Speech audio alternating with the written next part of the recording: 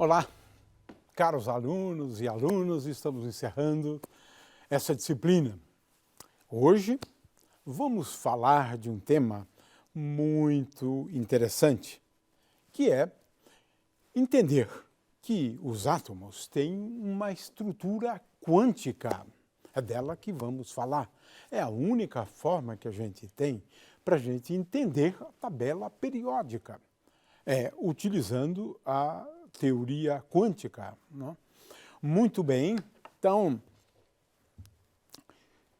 o que nós entendemos por teoria ou estrutura quântica do átomo, ou dos átomos, né? É que num átomo os elétrons são distribuídos em camadas, né? As camadas, por sua vez, têm subcamadas. Às vezes se usa nível e subnível. Nós vamos utilizar aqui camada e subcamada, né? Cada subcamada tem um certo número de orbitais. É claro que cada camada também tem um certo número de orbitais. Nós vamos mostrar que esse número é igual a n ao quadrado, né? N é o número quântico principal, né? E cada camada comporta um número limitado de elétrons. Nós veremos que é igual a 2 vezes n ao quadrado. Então, 2 vezes o número de subcamadas, né? Muito bem. Ou 2 vezes o número de orbitais, né? Seria melhor assim. Muito bem. Ora, esse problema de espectros atômicos e moleculares é um problema interessantíssimo até os dias de hoje, né? Você pode montar um aparato aqui experimental, né, fantástico para estudar o espectro da molécula de oxigênio, por exemplo, né? O fato é que essa é uma questão de espectroscopia atômica, é uma ciência, na verdade, né? E de natureza tanto experimental quanto teórica, né? Ora, aqui eu tenho alguns espectros, né? Começando pelo do Sol. Você veja que o do Sol, né, você tem um espectro praticamente como um espectro clássico, um contínuo, né? Todas as frequências, digamos assim, né? Mas, veja, no caso do hidrogênio, eu mostrei já aquela figura. Aqui eu estou falando do espectro na região do visível, né? Depois temos o do hélio. Veja ali o espectro do hélio. E depois você vai, no caso do mercúrio, por exemplo, né, espectro cada vez mais complexos. Olha só o do urânio, é quase que um contínuo, né? Mas cada átomo ele é caracterizado pelo seu espectro, quer seja o espectro de absorção ou o espectro de emissão, né? Muito bem. Ora, para explicar o espectro de átomo de hidrogênio, começamos, já falamos sobre isso, mas não custa repetir, porque isso é fundamental, até do ponto de vista histórico, né? Nós tivemos primeiramente o modelo atômico de Bohr. E o modelo atômico de Bohr ele era voltado só para explicar, né, os níveis de energia do átomo de hidrogênio, fazendo uso dessas ideias aqui, como já apontei antes, né, semiclássicas. Agora, o Bohr mostrou que se eu utilizar só a quantização do momento angular, Lz igual a m vezes v vezes r igual a n vezes h cortado, isso também seria suficiente, né, aquelas regras, né, de quantização, para você, em primeiro lugar, perceber que os raios também são quantizados. Veja que no modelo atômico de Bohr, né, os elétrons percorreriam órbitas circulares. Ele, juntamente com Sommerfeld, conseguiram um modelo mais realista, onde as órbitas seriam órbitas elípticas. Por isso que a gente escreveu em termos daquelas outras regras de quantização. Mas se for só para órbitas circulares, você pode mostrar que os raios, né, são quantizados. Cada raio ele é caracterizado por um número n, que é o número quântico principal, como a gente diria hoje, n ao quadrado, vezes um raio R0, né? O raio de Bohr, consequentemente, né? R0, de forma que os raios são quantizados. Eu tenho um raio igual ao raio de Bohr, R0, 4 vezes o raio de Bohr, 9 vezes o raio de Bohr e assim por diante, né? Nessa teoria clássica. E os níveis de energia são dados por uma constante que se calcula igual a menos 13,6 eletronvolts 1 sobre N2. Veja que essas energias são negativas. É sempre bom entender isto, né? A energia do estado fundamental é N igual a 1, né? Menos 13,6 eletronvolts. Essas energias são negativas porque nós estamos falando aqui de energia de ligação, né? Essas energias são a energia de ligação de um elétron ligado a um próton, um átomo de hidrogênio, né? E uma outra maneira de formular esse modelo atômico de Bohr é impondo que os raios são quantizados, né? Agora, veja só, nesse sentido aqui, né, de n vezes o quê? O quantum do raio. E o quantum do raio é lambda dividido por 2π. Essa é uma outra regra bem bonitinha também, que a gente pode fazer uso, né, para explicar o espectro de hidrogênio. O fato é que nós temos aqui os possíveis níveis de energia naquela figura ali. Agora, o que é importante aqui nessa teoria, né, para explicar, na verdade, o espectro, é o seguinte: quando um átomo faz uma transição, né, de um nível de energia mais alto para um nível de energia mais baixo, ele emite um fóton. O fóton carrega essa diferença de energia, né?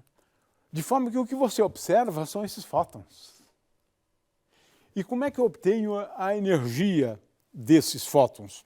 É a isso que está associado.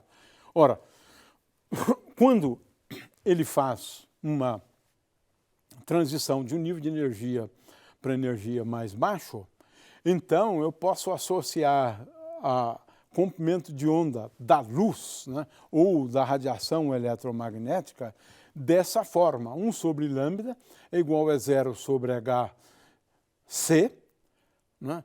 E agora as diferenças de energia. Na verdade, estou calculando as diferenças de energia, que eu escrevo como sendo Ry, era uma constante muito importante na espectroscopia antiga do átomo de hidrogênio, conhecida como constante de Heidelberg, né?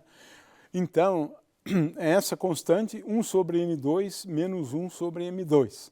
Ou seja, você pode ter transições de todos os níveis para o primeiro nível, que é o estado fundamental. Isso me leva a uma série, né? De forma que antigamente se conhecia um conjunto de séries, na verdade, né?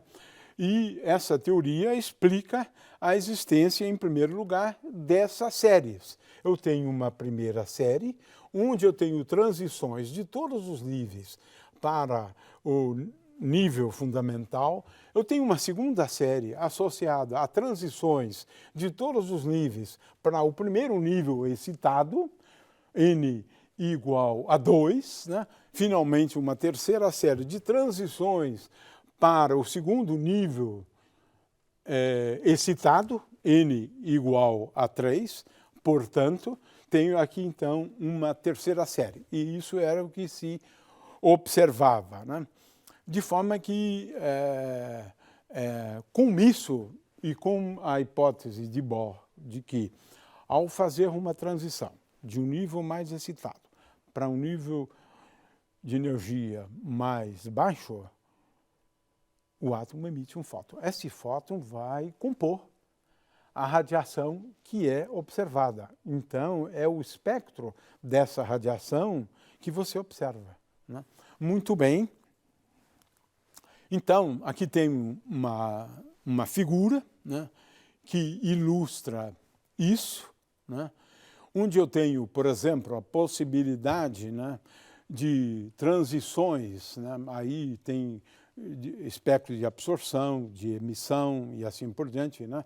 Mas o fato é que eu tenho primeiro a série de Lyman, que envolve então transições para o nível de energia do estado fundamental, N igual a 1, a série de Balmer, né, para o primeiro nível excitado, então eu tenho transições desse nível para o primeiro excitado, e claro, tenho também possibilidade agora, né, de falar de absorção também. Nesse caso, a transição se dá ao contrário, absorve e vai para um nível excitado. A série de Paschen e assim por diante. E isso é o que você observa, então, experimentalmente, né? E com base no modelo atômico de Bohr. Temos aqui também a possibilidade de quantização dos raios, né? E a gente já explicou essa questão aqui da quantização dos raios. Só alguns raios seriam permitidos, mas veja que aqui estamos falando da teoria semiclássica. E a teoria semiclássica, ela de fato me levava à quantização da componente Z do momento angular e também, né, dos níveis de energia do átomo de hidrogênio. Agora, veja, o problema envolvendo átomos com mais de um elétron é muito complicado. Muito complicado. Resolver uma equação de Schrödinger, né, para um potencial que depende das posições de duas partículas, dois elétrons, agora estamos falando de coisas difíceis, na realidade. Na verdade, é um problema de três partículas, né, a rigor, né, porque precisa levar em conta os dois elétrons e mais um próton. Escrever uma equação, né, de Schrödinger para três partículas, a função de onda dependeria de R1, R2 e R3. R1, posição do elétron, R2, posição do segundo elétron, por exemplo, né? E, finalmente, a posição do próton. Agora, você imagine um átomo complexo como o de urânio. É impossível escrever, quer dizer, escrever é fácil. Agora, resolver e determinar os níveis de energia, aí é um outro problema. É melhor recorrer aos métodos experimentais, né? O fato é que a gente quer chamar a atenção é o seguinte, que o átomo tem uma estrutura quântica. Por quê? Em primeiro lugar, é bom que se entenda isso muito bem. A estrutura, né, quântica a qual me refiro é também uma questão de explicar a tabela periódica. Explicar a tabela periódica. Por que que existe uma tabela periódica? Pasmem. A tabela periódica é uma consequência de uma propriedade só, de um atributo do elétron. Que atributo é esse? O spin. É isso. As pessoas nunca pensam nisso, mas, na realidade, a tabela periódica é uma consequência do fato de que o elétron, uma partícula elementar, ela tem um atributo conhecido como atributo spin. E o spin do elétron é igual a meio. Então, a tabela periódica é uma consequência do fato de que o elétron é uma partícula que tem spin meio. É uma partícula fermiônica. Ora, por quê?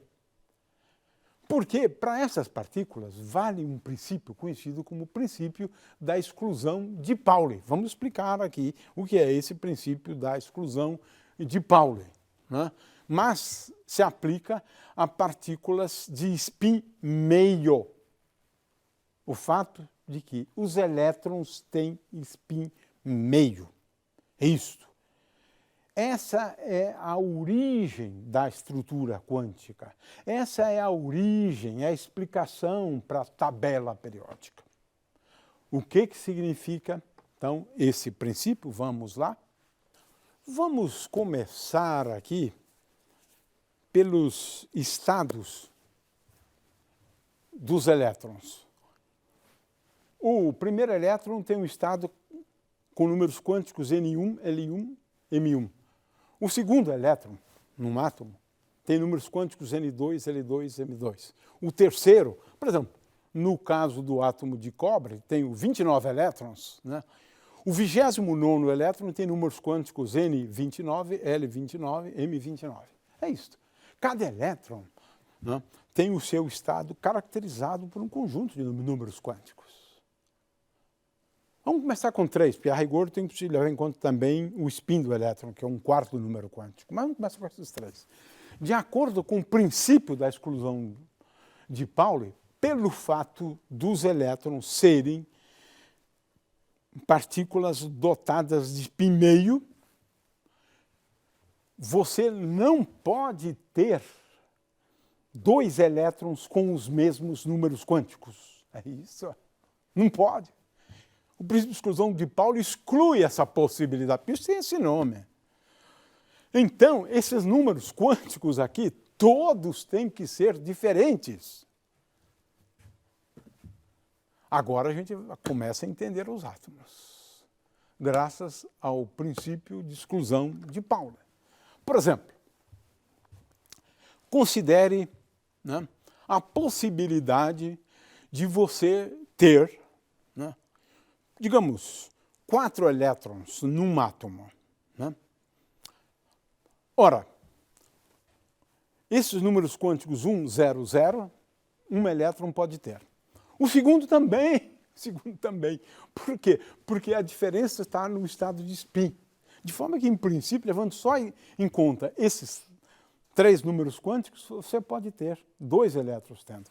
Mas, de forma alguma, o terceiro não pode ter esses números quânticos. Nem o quarto, nem o quinto, nem o 10º, nenhum deles, né, pode ter esses números quânticos, né? Pauli excluiu essa possibilidade. Muito bem, então vamos lá. Número quântico principal é o que caracteriza, né, o nível de energia de um elétron qualquer, pode ser do átomo de urânio, não importa, né? O nível de energia é especificado pelo número quântico N, como fizemos no caso de átomo de hidrogênio. Só é que era mais fácil, né? A energia N é igual a menos 13,6 eletronvolts dividido por N2. Isso já não é tão simples no caso de um átomo, porque a coisa aqui é complicada. Mas N é o nível de energia. Num determinado nível de energia, associado ao número quântico principal N, você pode colocar até 2 vezes N2 elétrons nesse nível de energia. A gente vai provar isso, né? É assim que a gente vai... Está um pouco cedo ainda para a gente provar isso, mas a gente vai provar. 2 vezes N ao quadrado de elétrons, né, num determinado nível de energia, né? Então, nós vamos chamar, né, uma camada de um nível de energia. A mesma coisa, como eu disse antes, nível e subnível, camada, subcamada, são nomes que a gente usa indistintamente, né? Muito bem, então vamos começar pelas camadas, né? Eu tenho, então, um certo número de camadas, né? A camada 1, em geral, se indica com a letra K, a camada 2 com L, a camada 3 com M, a camada 4 com N, 5 com O e assim por diante, né? Então, temos aqui o conceito de camadas associado ao número quântico principal, né? São os vários níveis de energia. Então, os elétrons são distribuídos, né, nas camadas de um átomo. Então, no caso de um átomo de cobre, né, você veja que a primeira camada você pode ter 2 vezes N igual a 1, 2 vezes 1, 2 elétrons, 2 vezes N agora igual a 2, 4 vezes 2, 8 e assim por diante. É só uma questão de ir fazendo contas, né? Muito bem, 18 é o próximo e assim por diante. Muito bem. Agora temos as subcamadas. O que são as subcamadas ou subníveis? Eu agora considero esse outro número quântico, que é o L minúsculo. Esse número quântico, ele especifica, na verdade, os valores possíveis, né, do momento angular ao quadrado. L ao quadrado igual a h cortado vezes L mais 1. Mas L, ele é maior ou igual a zero, sim, pode ser igual a zero, né, e menor ou igual a n menos 1. N é o número quântico principal, né? E aqui tem já uma nomenclatura aqui histórica, né? L igual a zero chamamos de S, L igual a 1 de P, né? Subnível D, F, G, H, para os vários valores, né, de L, 0, 1, 2, 3, 4, aí assim por diante.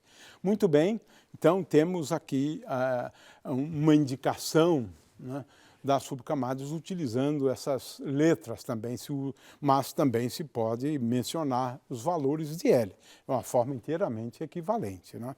Muito bem, então temos aqui que L2, né, pode assumir só esses valores, já vimos isso estudando, analisando a equação de Schrödinger, né, que L ao quadrado pode assumir só esses valores. É curioso isso, né? O L ao quadrado, né, que é essa esfera aqui, pode assumir um valor que é igual a 0, 2, né, e depois 6 e assim por diante, L ao quadrado, né? Curioso que o spin é a mesma coisa. O spin ao quadrado de cada elétron é h cortado vezes o spin S é meio, né, mais 1. É a mesma regra que a gente tem ali em cima, né? Muito bem. Agora nós vamos falar de orbitais, né? Esse L aqui é um número quântico que muitas vezes é denominado de azimutal, né? Agora, LZ, já dissemos isso antes, né, é igual a h cortado vezes m, às vezes se coloca um Lzinho aqui, um índice L, né, onde esse Lzinho é para lembrar que esse número quântico magnético, ele tem valores entre menos L e L, ou seja, 2 vezes L mais 1 valores. E para cada valor de ml, nós estamos falando de um orbital. Temos, portanto, 2 vezes L mais 1 valores dos orbitais, né? Ora, devemos também levar em conta o número quântico de spin. E o spin, num átomo, ele pode ter uma componente Z, que é igual a mais h cortado sobre 2, ou uma componente Z de menos h cortado sobre 2. É uma grandeza quantizada. De forma que a gente precisa levar em conta, na realidade, os valores possíveis, né, do número quântico de spin, né, que pode assumir só 2 valores, né? Muito bem. Agora aqui temos uma continha que é relativamente simples, né? N ao quadrado se pode demonstrar que é igual à soma de 2L mais 1, L indo de 0 até N menos 1. Ou seja, o que é que nós temos aqui? O número de orbitais possíveis. Por exemplo, N igual a 1, eu tenho como única possibilidade o valor L igual a 0. Se eu tenho n igual a 2, eu tenho como possibilidade o valor 0 e o valor 1. De forma que n ao quadrado, que é 4, é igual a 1 mais 2 vezes 1 mais 1, que é 3, 3 mais 1, 4. E você pode, então, fazer a conta. Ou seja, n ao quadrado é igual ao número de orbitais, na verdade. Agora, para cada orbital, eu ainda tenho 2 possibilidades associadas às possíveis orientações do spin da partícula. tenho, portanto, 2 vezes n ao quadrado como sendo o número de elétrons numa camada. E essa contagem é baseada, então, primeiramente, no número de orbitais, né, que uma camada comporta, né, e levando em conta também as 2 possibilidades do spin, porque aí eu não repito os números quânticos, né? Então, uma coisa interessante aqui são o conceito de orbitais, né? É claro que um orbital ele está relacionado ao número quântico magnético. Por quê? Na realidade, os orbitais você tem que levar em conta que a função de onda é um produto de uma função só de R e uma função que depende só de θ e φ. Portanto, veja, o módulo de ψ ao quadrado envolve o quadrado das funções harmônicos esféricas, né? As funções harmônicas esféricas e os harmônicos esféricos, né? Então, é isso que faz a diferença, porque agora a probabilidade depende além da distância dos elétrons até o núcleo, ela depende também dos ângulos θ e φ, e principalmente do ângulo φ, né? Isso é importante. Daí é que você encontra que os elétrons podem ser encontrados, né, com maior probabilidade em certas regiões do que em outras regiões. E essa probabilidade, claro, depende da distância do elétron até o núcleo e depende também dessas variáveis angulares. E quando você calcula essa amplitude ao quadrado, você encontra figuras como estas aqui, que representam regiões, na verdade, onde você encontra um elétron com maior probabilidade, né, e regiões onde você encontra o elétron com menor probabilidade, né? E é isso, então, que é o conceito de orbitais. Você troca o conceito de órbitas por conceito de orbitais. Então, resumindo, os estados possíveis de elétrons em átomos, eles, na verdade, levam em conta o número quântico principal associado à energia, o número quântico L associado ao momento angular, componente Z do momento angular e o spin. Agora, nenhum elétron pode ter esses 4 números quânticos iguais, princípio da exclusão de Pauli. Consequentemente, a consequência disso é isso, né? É, na realidade, a tabela periódica, né? Porque para n igual a 1, você pode ter L igual a 0, né? E m também igual a 0, mas para n igual a 2, né, você pode ter L igual a 1, L igual a 0, para n igual a 3, L igual a 0, L igual a 1, L igual a 2. Então, temos aqui, então, uma representação, né, para o m, que pode vir de menos 2, menos 1, 0, 1 e 2, no caso de L igual a 2, e assim por diante. Ora, consequentemente, o que nós temos aqui é os vários átomos, né? Aqui nós estamos indicando a camada de valência, né, de um átomo, e agora temos aqui os números quânticos, né, associados aos vários átomos. No caso do hidrogênio, né, o estado fundamental, na verdade, aqui estamos representando, tem N igual a 1, L igual a 0, né, e agora o spin, a componente Z do spin, para cima, indicamos com essa setinha para cima, se bem que isso, na verdade, é um pouco diferente, né? O spin, propriamente dito, ele tem uma orientação diferente. Isso aqui é só a componente Z do spin. Agora você pode considerar outros átomos, né? O de hélio, que tem 2 elétrons, mas o estado fundamental desses elétrons você pode colocar N igual a 1, L igual a 0, né? M igual a 0, e agora tenho 2 possíveis orientações do spin, né? É aquilo que a gente havia dito antes, né? Eu posso ter dois elétrons com os mesmos números quânticos N, L e M, mas com diferentes orientações do spin. Esse é o caso dos elétrons do átomo de hélio. E assim você pode ver aí, isso está na apostila, o aluno pode ver isso aqui com bastante vagar, né? Ora, com isso, temos agora um entendimento melhor, né, da tabela periódica, porque ela tem períodos. O que significa isso? É que tem elementos, né, que têm as camadas fechadas, completas, né? De forma que esses elementos são colocados, né, de tal forma a evidenciar este fato. O hélio, o neon, argônio e assim por diante, né, são colocados numa colunazinha da tabela periódica.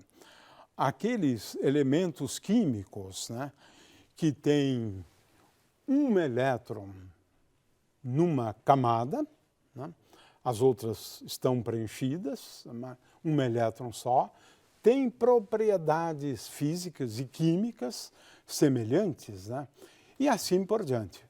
Ou seja, a tabela periódica resulta dessa estrutura quântica do átomo, que, por sua vez, tem como base o fato de que elétrons têm spin meio e, portanto, os elétrons num átomo não podem ter os mesmos números quânticos.